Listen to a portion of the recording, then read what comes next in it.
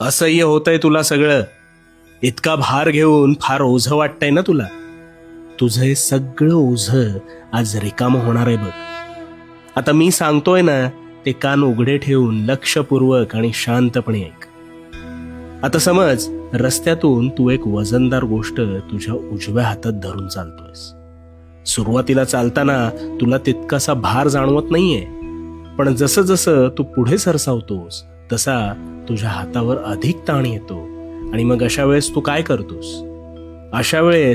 काय करतोस तर ती गोष्ट तात्पुरती का होईना खाली ठेवतोस अथवा दुसऱ्या हातात घेतोस. का? कारण भार झेपेनासा झाल्यावर त्यावर त्याच वेळी तू तत्परतेने मार्ग काढतोस आणि त्या हातावरचा भार टाळतोस. मग यातून काय कळलं?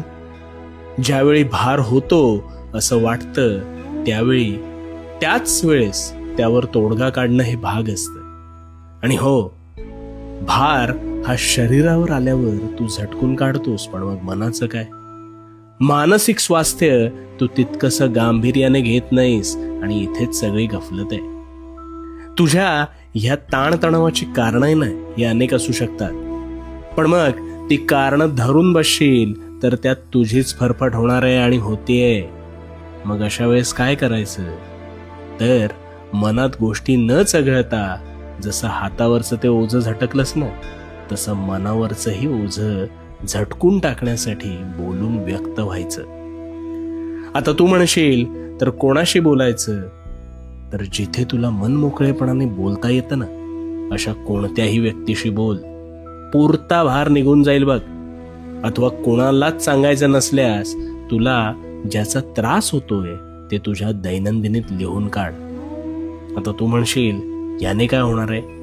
अरे कुठेतरी का होईना व्यक्त झालास म्हणून हा भार जो आहे ना हा निश्चितच हलका होणार आहे. आणि तुझ्या तणावाचं जे रूपांतर आहे ते मानसिक विकारात न बदलता तू तुझ्याच प्रश्नातून इथे मोकळा होणार आहेस. चल चल सोडून दे आता तो भार आणि भिवू नकोस. मी तुझ्या पाठीशी आहे. भिवू नकोस, मी तुझ्या पाठीशी आहे.